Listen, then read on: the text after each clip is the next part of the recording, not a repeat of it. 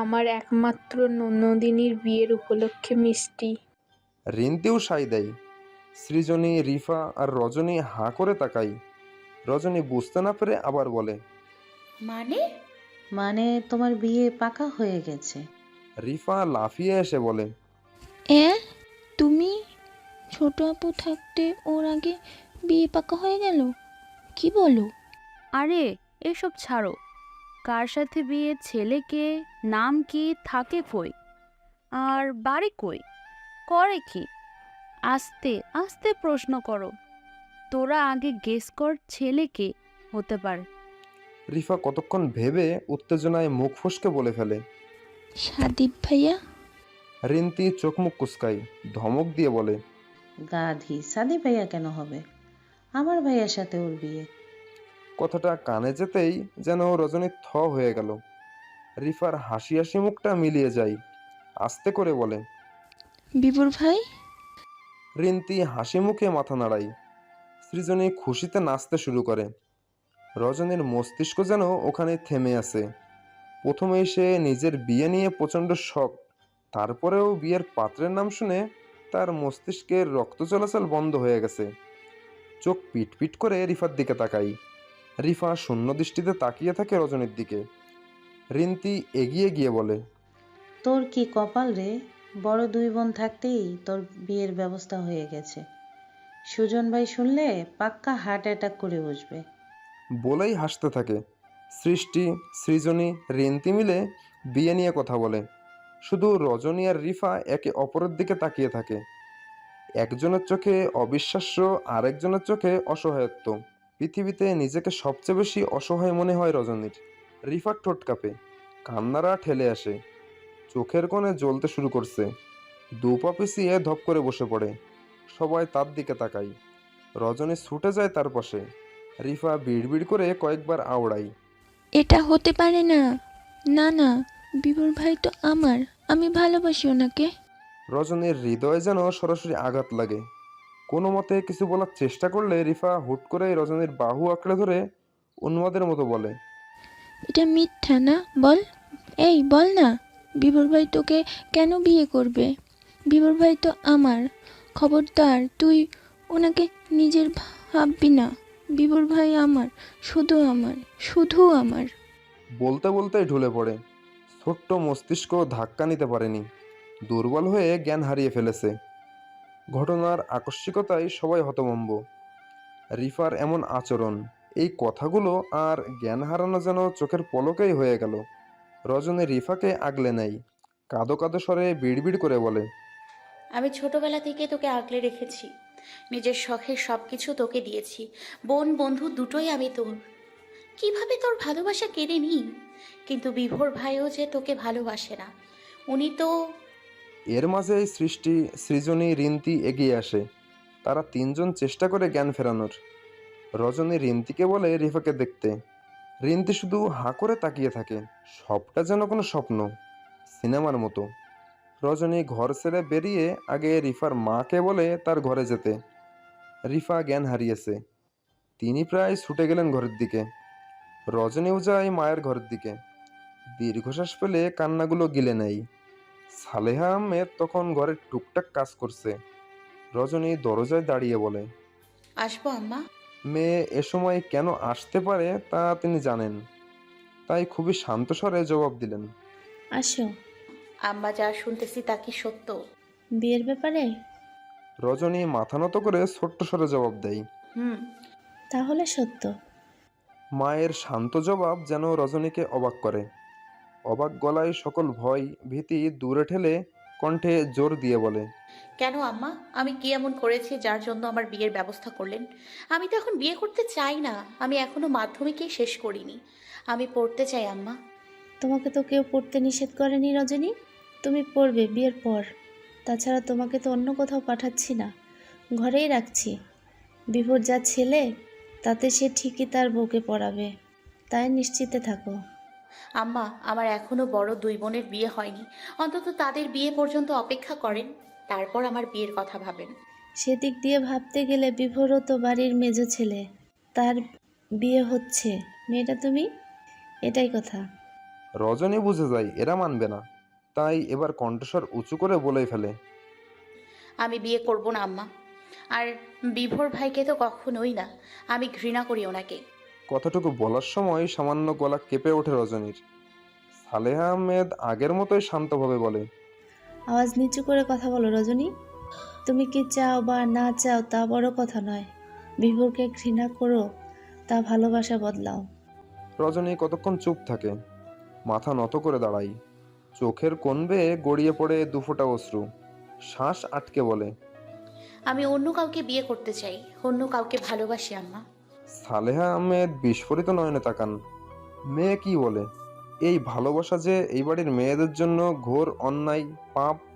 তার মেয়ে কত বড় সর্বনাশ করে ফেলেছে ভাবতেই ভেতরটা শিউরে ওঠে। এর মাঝেই পেছন থেকে ভেসে আসে শফিক আহমেদের কণ্ঠ। ছেলেটা কে? রজনী কেঁপে ওঠে। শফিক আহমেদ এসে মেয়ের সামনে দাঁড়ায়। সালেহা আহমেদের হাত পা কাঁপতে শুরু করে। শফিক আহমেদ ফের সুধান, ছেলেটা কে? সাদিক ভাই। বলার সাথে সাথেই রজনীর গালে ঠাস করে একটা থাপ্পড় মারে, ছিটকে পড়ে মেঝেতে। থাপ্পড়টা এত জোরে ছিল যে রজনীর মনে হয় তার গালে কেউ ছুরির আঘাত করেছে। গাল জ্বালা করতে শুরু করে। সালেহা আহমেদ ছুটে এসে মেয়েকে আগলে নেয়। রজনী মায়ের বুকে মুখ গুজে অশ্রু বিসর্জন দেয়। সালেহা আহমেদ কিছু বলতে চেয়েও বলতে পারেন না। শফিক আহমেদ চোয়াল শক্ত করে বলেন, ওর লেখাপড়া বন্ধ, প্রেম করে বেড়াচ্ছে, পড়াচ্ছি ওকে। ওর বিয়ে আমি বিভোরের সাথে দেব, তাও শিহাবে রাখা প্রস্তাব অনুযায়ী 3 দিনের মধ্যেই। সেভাবে ওকে প্রস্তুত রাখো। একটু এদিক সেদিক হলে আমি কেটে টুকরো টুকরো করে মাটির চাপা দিয়ে আসবো। শফিক আহমেদ বেরিয়ে যান। সালেহা আহমেদ শক্ত করে মেয়েকে আগলে রাখেন। রজনী যেন কুলকিনারা হারিয়ে বসেছে। একদিকে এই পরিস্থিতি, আরেকদিকে রিফা।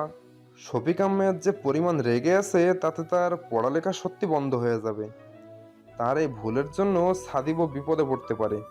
সব দিকে সব রাস্তা যেন বন্ধ। রজনী হাতড়িয়ে বেড়ায়, ফলাফল শুধু শূন্যই পায়। সালেহা আহমেদ চোখের কোণে জমা জলটুকু মুছে নিয়ে বলে, তোমাকে বলেছিলাম এই বাড়ির মেয়েদের অন্যায় মাফ করা হয় না, তবু অন্যায় করলে। রজনী মাথা তোলে, ফ্যাল ফ্যাল করে তাকাই, বলে, ভালোবাসা অন্যায় আম্মা? হ্যাঁ অন্যায়। এই বাড়ির মেয়েদের জন্য ভালোবাসা পাপ, অন্যায়। এখানে ভালোবাসা বারণ, তা তুমিও জানো, তবুও কেন করলে এমন? রজনী মায়ের কাছ থেকে সরে যায়, চোখের পানিটুকু মুছে নিয়ে উঠে দাঁড়ায়, বাহিরে যাওয়ার জন্য পা ফেলে বলে, ভালোবাসা অন্যায় না আম্মা। এ বাড়িতে জন্ম নেওয়াই অন্যায়। যেখানে মেয়েদের সম্মানই করা হয় না, সেখানে জন্ম নেওয়া আসলেই অন্যায়। সালেহা আহমেদের বুক কেঁপে ওঠে। রজনী চলে যায়, গালে 4 আঙ্গুলের দাগ স্পষ্ট। উপর থেকে রিফার গলার আওয়াজ পাওয়া যায়। রজনীর সাহস হয় না রিফার মুখোমুখি হওয়ার, তাই বিভোরের ঘরে যাই। অনুমতি না নিয়েই ঘরে ঢুকে যাই। বিভোর তখন খাটে হেলান দিয়ে চোখ বন্ধ করেছিল। দরজা খোলার আওয়াজে চোখ মেলে তাকাই। মুহূর্তেই চোখের সামনে বিধ্বস্ত এলোমেলো রজনীকে চোখে পড়ে। গালের 4 আঙ্গুলের দাগ, লাল হওয়া, সদ্য কান্না করা চোখ মুখ দেখে ভেতরের অস্থিরতার ঢেউ বয়ে যায়। শুধু পারে না উঠে কাছে যেতে। অস্থির চিত্রে শুধাই, কি হয়েছে রজনী? চোখ মুখের এই অবস্থা কেন? রজনী তাচ্ছিল্য করে হাসে, কান্না আটকে শ্বাস নিয়ে বলে, কি পাপ করেছিলাম জানি না, তাই বলেই তো শাস্তি পাচ্ছি। আপনারা কি আমাকে পুতুল মনে করেন বিভোর ভাই? কি পেয়েছেন? কেন করছেন এসব?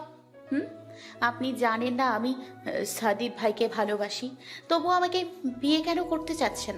বিভোর শান্ত হয়ে যায়। একদম শীতল চাহনিতে সরাসরি তাকায় রজনীর চোখের দিকে।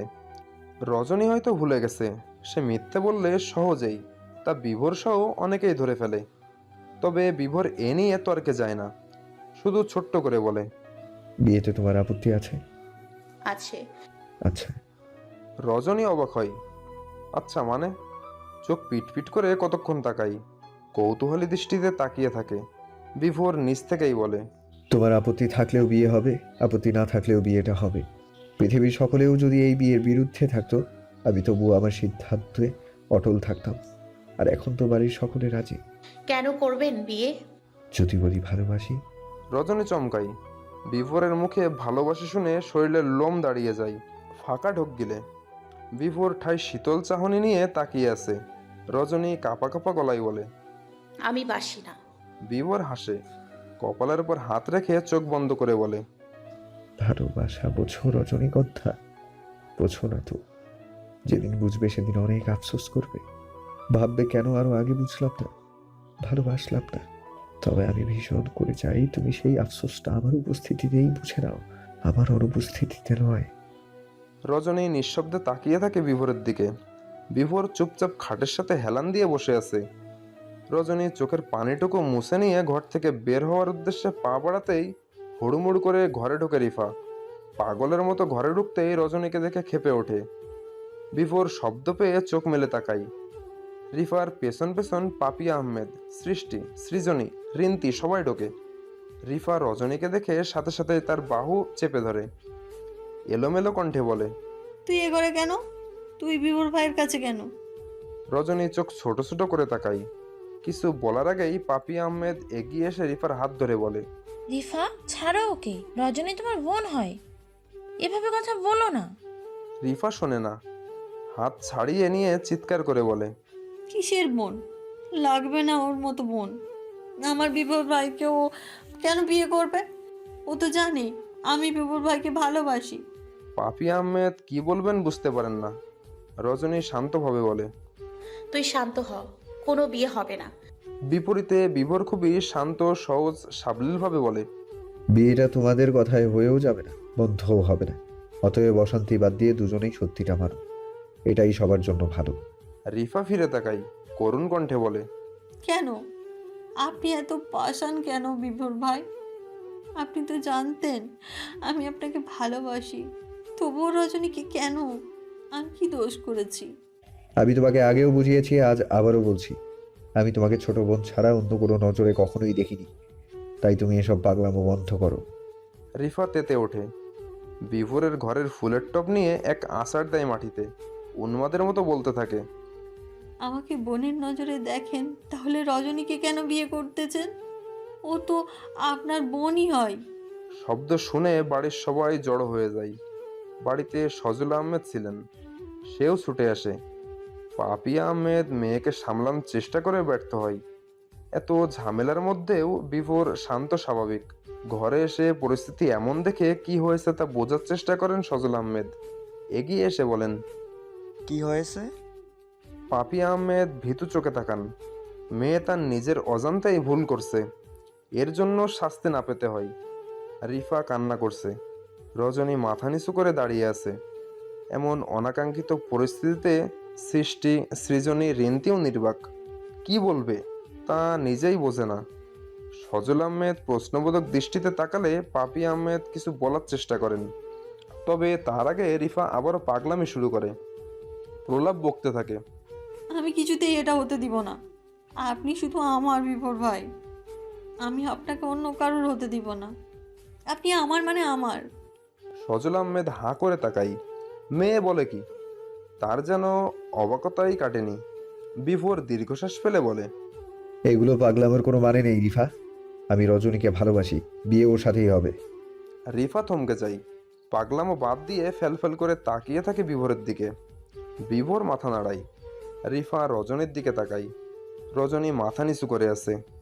বিভোরের এই কথার পর অশান্তি কতটা বাড়তে পারে তা সে খুব ভালো মতো জানে। রিফা রজনীর দিকে তাকিয়ে বলে, তুই জানতি এইসব, তাই না? ইচ্ছে করে এতদিন ঢং করেছিস। তুই সব জানতি। তুইও বিভোর ভাইকে ভালোবাসিস, বিভোর ভাইকে বিয়ে করতে চাস। রজনী কিচ্ছুটি বলে না, লজ্জায় মাথা নত করে থাকে। রিফার আচরণে সজল আহমেদ গম্ভীর গলায় বলেন, রিফা, এদিকে আসো। রিফা শোনে না, এগিয়ে যায় বিভোরের দিকে। চোখ বেয়ে একাই পানি পড়ছে। নাক টেনে টেনে সে কান্না কমানোর চেষ্টা করে ভীষণ শান্তভাবে তাচ্ছিল্যপূর্ণ কণ্ঠে বলে, ওর মাঝে কি আছে যে আমার মাঝে নাই বিভোর ভাই? কোন দিক থেকে আমি ওর চেয়ে কম? বরং ওর কি যোগ্যতা আছে যা আমার নাই? ওকে দেখেছেন? ওর গায়ের রংটা অবধি কালো। তাহলে আমি ওর চেয়ে দ্বিগুণ সুন্দরী, তবুও আমাকে ছেড়ে ওকে কেন? ওই কেন? বিভোরের রাগে কপালে সূক্ষ্ম ভাঁজ পড়ে, ইচ্ছা করে ঠাটিয়ে থাপ্পড় বসাতে। রজনী মাথা তুলে তাকিয়েছে। প্রিয় মানুষদের মুখে অপমানজনক কোনো কথা বুঝি এতটাই হৃদয়ে আঘাত করে। শ্বাস যেন আটকে আসে। রজনী দাঁড়ায় না।